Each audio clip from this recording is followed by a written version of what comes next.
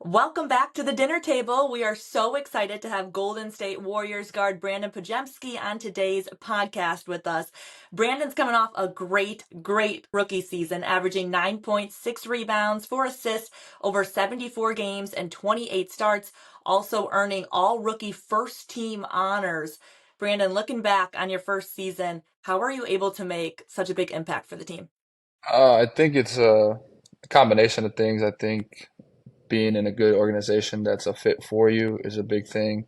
And I also think having veterans that are supporting of rookies coming in and not just standoffish, I think was a big help for me. You obviously have a lot of veterans on that team with some of the most elite in the NBA with Steph Curry and obviously Klay Thompson last year and Draymond Green.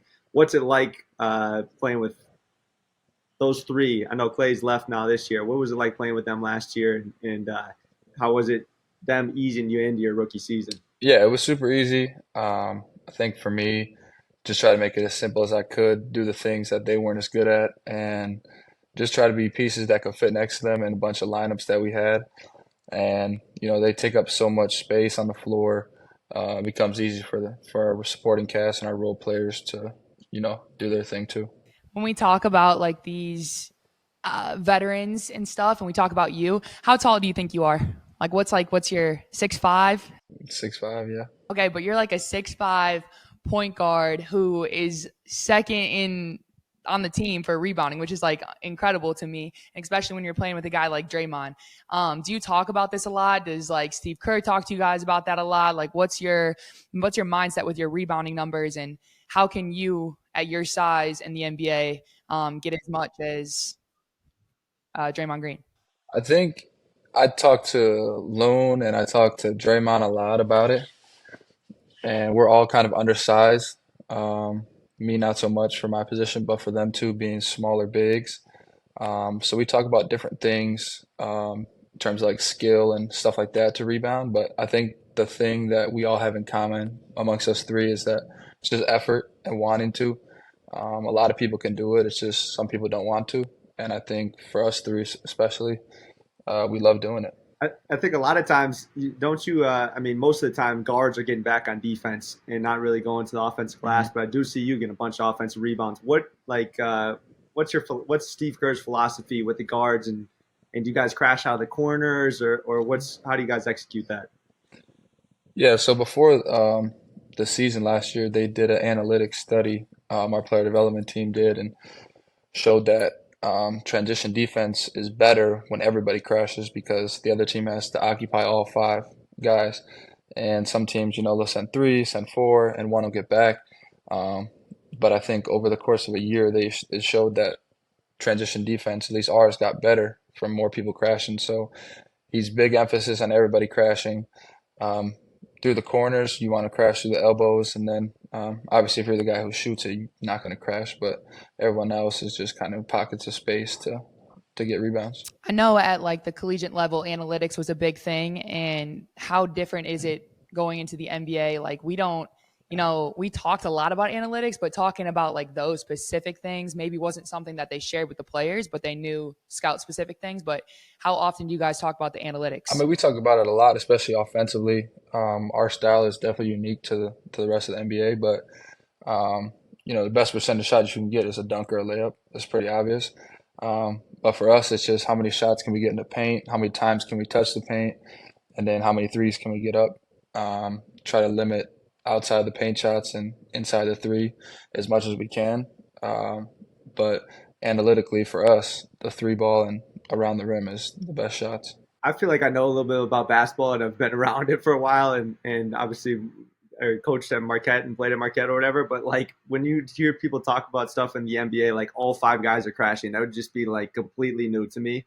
Was there anything else that like when you entered the NBA, you were like, man, this is completely foreign, and it took you maybe a little bit to get used to, or anything like that? I think for me, just adapting to the rules. Obviously, the shot clock's shorter. There's more space. I was actually surprised how wide the paint is, and so it kind of made sense to me. Like, oh, this is why, there's a lot of buckets at the rim because you have to, get out after 2 seconds, and then the paint's as wide as it is already. But just the rules for me, defensively, how much you can be physical and whatnot. And throughout the course of the year, they allow more. So I think just those two things in specific. I imagine it was pretty cool when you heard the Warriors call your name in the NBA draft not too long ago, and to play with guys like Steph and Clay and Draymond. Which one of those guys did you bond with the most? I would say probably Steph, probably the most. I think throughout the year, Draymond probably a lot, especially during his suspension, and then Clay towards the more so the end. But Steph, he was cool right away. Called me when I got drafted, and we're the same position, so I just tried to learn as much as I could from him. But he's like a big brother to me. It's cool to hear that. I mean, obviously, like for us, we're fans of all those guys, and I'm sure at some point you were a fan of them too.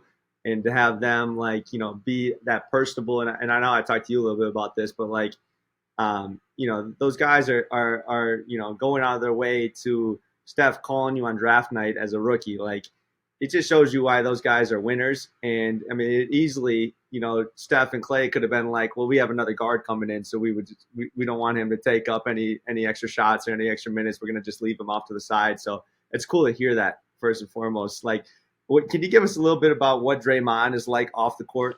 Yeah, I think he's complete opposite of what he is on the court. Obviously, everything he does is super competitive and he wants to win, but he's a super personal person.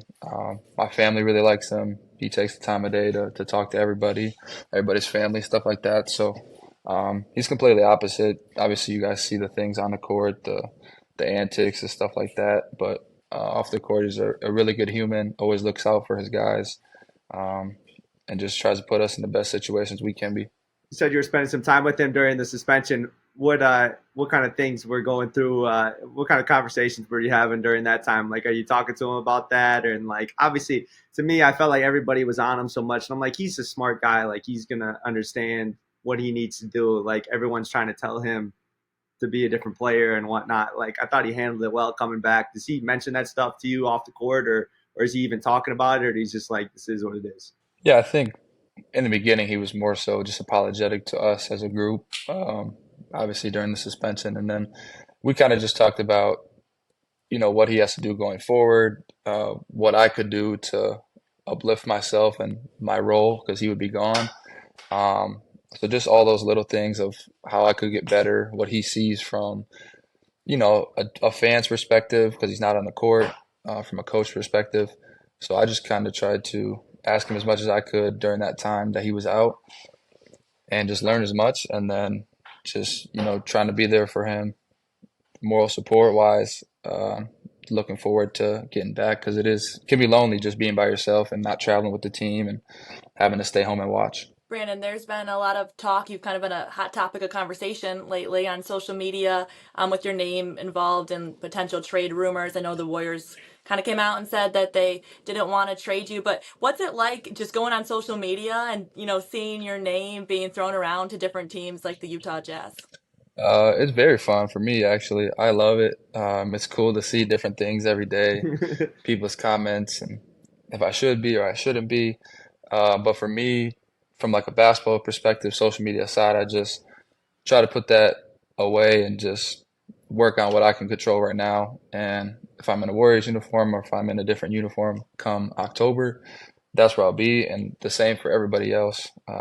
Training camp starts October 1st, so whatever group of guys I'm with is the ones I got to win with. So that's just kind of how I look at it, and I don't really look too much into where I'm going to be, where I'm not going to be. Does it mean a lot to you, though, hearing that the Warriors don't want to trade you and everything they're saying about how Steve Kerr really can't keep you off the floor and those kind of comments? Yeah, I think so. I think it's it's a stamp of validation that I'm doing all the right things. Everything that I tried to do my rookie year, they're all the right things, and I'm going to continue to do in the second year. And just to have an elevated role this second year, hopefully, is something I'm looking forward to. I love hearing that, like that you actually do pay attention to the comments. I feel like everybody does, but nobody admits to it. And it's good to read about it both because you kind of get a little taste for either end of the spectrum. Like, what would do you agree with that? Yeah, I think so. I think everybody does. Like you said, no one likes to admit it, but everybody Yeah. sees it. Everybody sees the good and the bad. For me, I think the bag can just be used as motivation. Um, Obviously, my name's been in the marketing trade a lot. So, if the trade doesn't go through and I'm still here, to have a good second year and be like, good thing we didn't trade him, would be cool for me. You talked a little bit about your role coming in the second year. Where do you see your game? How do you see your game going to the next level? What are you looking to add this season for the team and for yourself? Yeah, I think there's a couple main focuses. My end of the year meeting with Mike, our GM, and Steve. Really, it was just scoring the ball more. They thought I could have done more of that last year, but they want me to score more. It sounds pretty simple, but there's different things that I've been working on. Shoot more threes now that Clay's gone. Getting to the free throw line more. It's easy points because they know the playing hard stuff, the effort, the playmaking, the rebounding's all just something I bring every day. So just scoring and trying to start next to Steph, you have to be a good defender because he's not going to make him guard the best guard. So for me, just working on those two areas, scoring and defense, is something going into year 2 that I'm trying to improve with. How often do you talk to Coach Kerr in a comparison to how you would talk to your college coach, like individual meetings, things like that? I'm sure it's obviously similar, but there's a lot of, independency when you go to the NBA or when you become a professional. But how much do you connect with Coach in the offices? Yeah, I think it's a little bit less than college. Obviously, in college, you have a game, you have a game day prep, you have practice. In the NBA, there's a lot more off days, at least for us, because we are older. So it's a lot of individual time to get better. But I think we connect, usually whether it's about playing time, whether it's about things we see. As my role increased last year, we talked kind of more and more about the game itself. But I think it's definitely more minimal than college. But I think the relationship between player and coach, at least with Steve, is really good amongst all 15 of us. Yeah, now that you brought up college, I want to just talk a little bit about your college career. I think, like, personally, you have one of the most unique, college 2 years that you spent there. Obviously, you first went to Illinois under Brad Underwood, a very high-level Division I basketball program. Your first year, you didn't play as much and averaged just over a point. You ended up transferring to Santa Clara. And at Santa Clara, like, first off, how great of a decision was that to transfer there and play under Coach Herb Sendick? And then, like, you go from averaging 1 point at Illinois to averaging 19 points and whatever, close to 9 rebounds. Like, what's the difference there? How mad is Illinois that they didn't keep you? And how fun is it playing for Herb Sendick? Yeah, I think the big thing there is opportunity. Opportunity can be an amazing thing for, a lot of people. And I think for me, obviously you get better throughout the course of a summer when I transferred. But for me, I thought I was the same person. I thought I made a big jump from senior high school to freshman year of college, especially with my body and stuff like that. But opportunity is a big thing, and it can be difference between 1 point a game or 20 points a game. But I think for me, going through that experience at Illinois, although I can say I hated it and whatnot, it did help me understand how to play a role. And it helped me this year play a role, not being the main option, the first option, which, a lot of first round picks are accustomed to their whole life. And for me, learning how to, that role of doing this, this, and this, at Illinois, it helped me. I didn't play as much. So, I was a scout team point guard every time for another team, and it just helped me. And it also motivates you to get better. But I think Santa Clara was probably the best decision. I can say that in hindsight.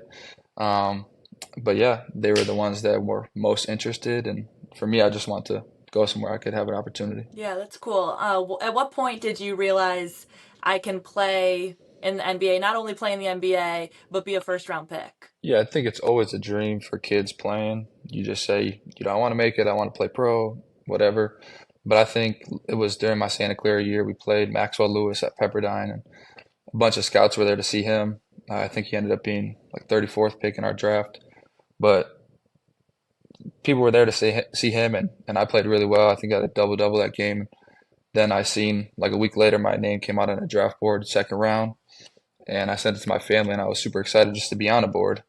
And then as the season kind of kept going through February and March, and then through pre-draft, my name kept going up and up and up. And so just to see that was pretty cool. But that's really the moment I knew. That's awesome. What I want to hear more about you growing up. Obviously, you said for a lot of kids, it's your dream to play basketball, but you started off playing baseball, right? Yes. And that was your dream? It was, I would say it's my dad's dream for me to play baseball, but Okay. I kind of just did it because my mom didn't play any sports. He only played baseball. So that's all I kind of really knew growing up. And so he taught me. I was good at it. Um, but there was a certain point where it just got too slow. It felt like it came so natural to me that I didn't have to work at it in my own time. I just kind of just showed up, played. I was good enough, so it was fine. And I just wanted something more up-tempo, upbeat, and something that I knew I had to continuously work at. And I think that's where I developed my work ethic from, because I have to work on basketball. It seems like every day for me to, stay and get better. Whereas baseball was kind of like I can just, sit and do nothing and then just show up and be fine. So I think the switch was something I wanted, and it worked out. So if no one in your family or close to you played basketball at a high level, where does that come from? Who kind of led you to that to find who you are now? Yeah, so just growing up, I mean, my parents are divorced, so I was split the week in half, going with my dad's, but one half of the week my mom. And I remember always watching, Saturday basketball on CBS. Just growing up, the noon game, just always watched that, and I was like, wow, this seems fun. Like, I want to try this, and this was in 8th grade. And so I just finally wanted to play, and I learned from playing video games, watching guys play. My favorite player was Manu Ginobili, being a lefty. That's who I found most interesting. And I think as I got older, I watched more and more European players because I knew I wasn't athletic like the guys in the league. So I had to learn how to play with IQ and kind of learn the game as if it's like, playing chess. So you just started playing in 8th grade? Yeah, I started playing 8th grade for my church team, St. Joe's in Big Bend.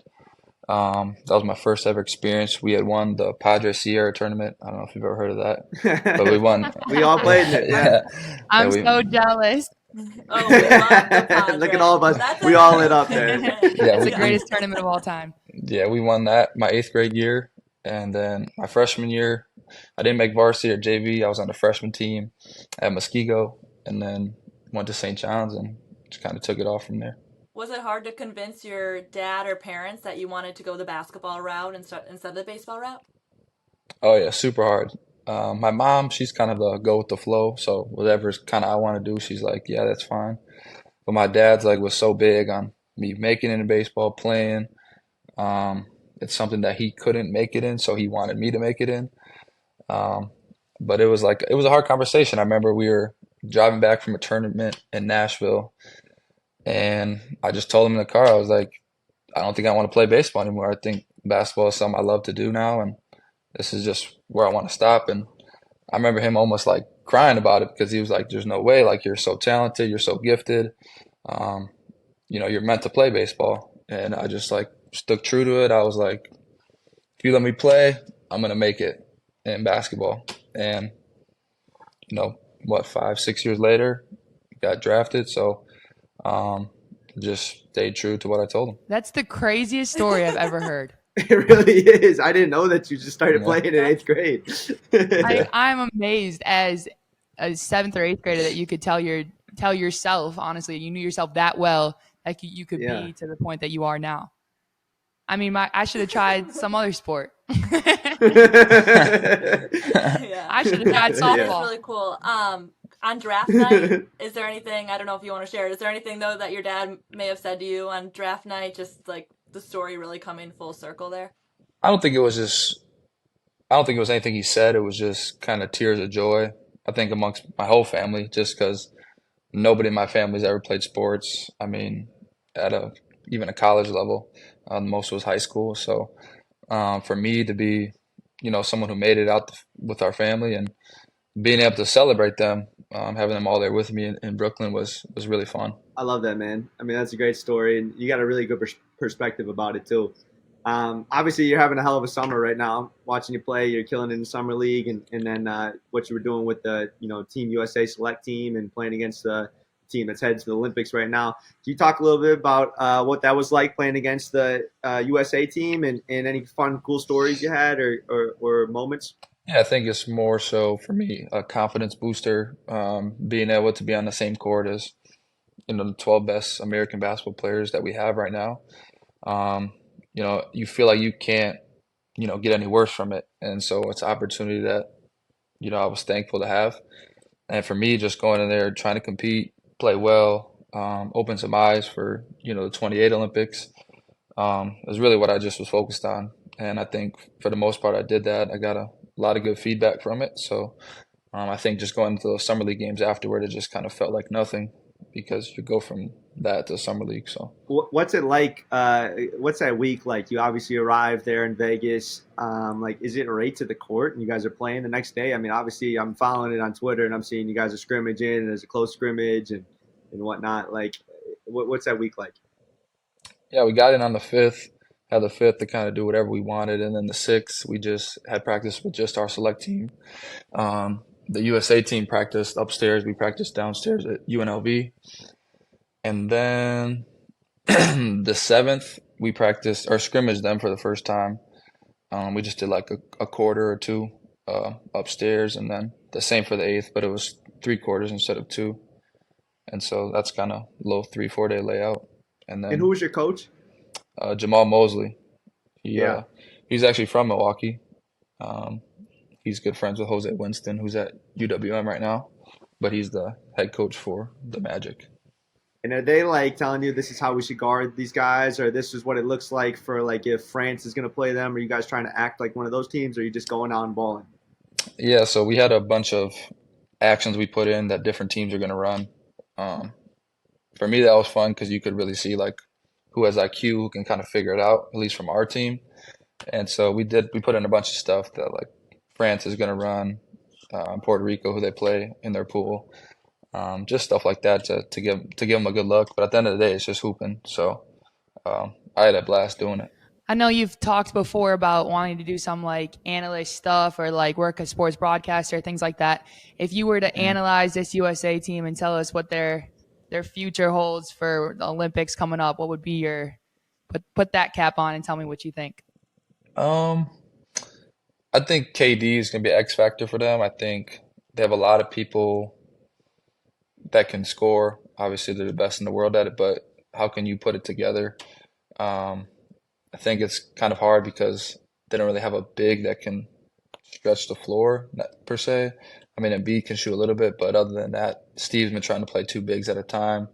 I think he's going to have to when they play France with Wemby and Gobert. I mean, it's going to come down to making shots. The FIBA rules are so different. The court's smaller, the line's shorter. There's no defensive 3 seconds.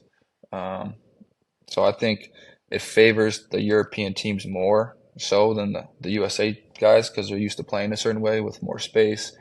So it'll be interesting how they put it together. I think through the exhibition game so far, they haven't lost, but it's been very rough to watch. Why do you say that? What do you think is tough to watch right now with the team? I don't know. I just got a little worried when we played them with the Team USA select team, and the games were really close. And so I didn't know if we were supposed to be the Olympic team or they weren't playing that good that day. I don't know, but I watched the game against South Sudan, and I don't know, I just felt like they just had trouble finding a rhythm and a flow. Yeah, it's interesting. I don't know. I'm just curious, like, what you guys think. You got the best players in the world, but how challenging is it just to put it together? Yeah, I mean, like I said about being drafted, it's not necessarily about the number, but who you're drafted to based on fit. And I think it's cool to have the 12 best players because they're the most talented, most skilled, but how do you put it together as a team? I just think if they figure out kind of that piece of how to play off one another, it'll be easy because that's just when skill and talent kind of take over. To me, it's like almost they have such great players, and for you guys in the NBA, it's all about getting a little bit of a rhythm. And so when you have 12 guys and 10 of them have to play and should be in like in key moments, how are you going to say like, okay, Anthony Edwards, you got to be on the bench during the last 4 minutes because Devin Booker's hot, and like, or how do you even establish a rhythm in that sense? I think that's part of their main challenge right now is they they were doing a little bit of subbing 5-5, and then they mixed up the lineups a little bit more against the latest team they played. Like, do you think that they should rock a little bit more with like 6 guys or 7 guys, or is that too difficult to do? I mean, there has to be total buy-in from everybody on the team. I think, from me personally, I think the guys that are going to be the X factors are going to be Drew, Derek White, and LeBron, because those three are guys that you can plug and play, and they don't need the ball in their hands. You look at Booker, Edwards, Steph, KD, all guys on their respective teams that need the ball, or have the ball majority of the time. And I think look at a guy like Drew, Derek White, LeBron, like they're cool with not touching the ball. They just do all the little things. You can plug and play them wherever. So I think those guys are going to be on the floor the most you're going to see, because they just, Drew doesn't need to touch it every time. He can touch it once every 10 possessions and he's fine. But I think it's about, like you said, like you're going to tell Ant he has to sit because someone else is doing their thing. Like maybe it becomes an ego thing if they're able to go past that. And I think that's where a lot of the other countries, they don't care. Like they're just like, whoever's hooping, we're just hoop because we want to win the gold so bad. Yeah, that's a good point. That's a good point. Do you hang out with the guys like outside of like the practices or the scrimmages? Do you normally just go with the select team? Like what's the move on that? Yeah, so obviously Trace was with me, my other rookie from last year on the select team. Hung out with him. Good friends with Brandon Miller and Jaime Jaquez. So I got to hang out with them, and then we went out to dinner one of the nights with Steph and his group. So it's pretty cool. Couple nights in Vegas. Yeah, and in Vegas, like you get to have like a cool place to hang out and kind of see how people are. I was just curious because I feel like there's all those videos in like 10 years. We're going to see videos of this USA team and like LeBron making some jokes or Anthony Edwards doing whatever he's going to do. But am I exactly. Or like they're getting off the bus and everyone's like, why does this look like an AAU team? Like it's just like some funny stuff that I thought maybe you'd have something that you're like, yeah, these guys are funny or something like that. Yeah, I think the funniest one that to be around is definitely Anthony Edwards, because like I like him because he's just like who he is, no matter who's around, cameras or not. He's just himself. So just him kind of rolling up in pants when it's 120 degrees with his hat sideways, his Atlanta hat, and just being him with his headphones, his wired headphones, not even wireless, and just rolls up and it's just like another day for him. So I think it was pretty funny for me. So 2028, is that the goal and the dream for you right now? That is a goal. 27 is the qualifiers for it. So that'll be the first step, and then qualifying for the 28. I think the 28's in LA, right? So it'll be easy flight for me. Chloe mentioned the analyst stuff. Is that also something that you see possibly after your basketball career, and how did that come about? Yeah, it's definitely something I see myself doing. I think it just came about from hearing some of the reporters on TV from a player's perspective, just kind of knowing, but also just not knowing, like some of the stuff that goes on, and they try to describe it.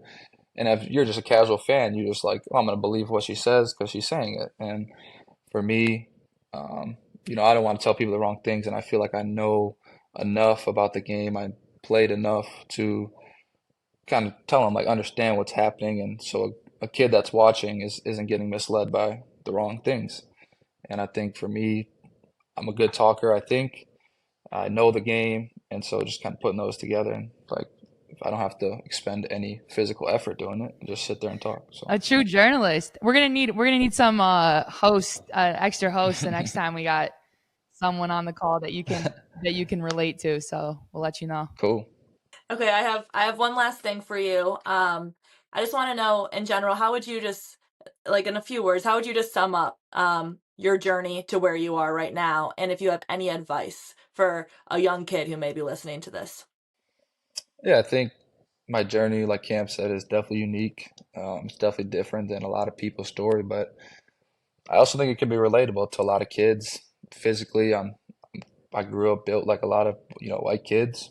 Couldn't really jump as high. Just kind of relied on skills that I could learn. And for me, it's like something that I could always control. And I think for kids looking at LeBron, he's physically gifted, and not everybody's going to have those gifts. So it's not hard to relate to him, but hard to compare yourself to him.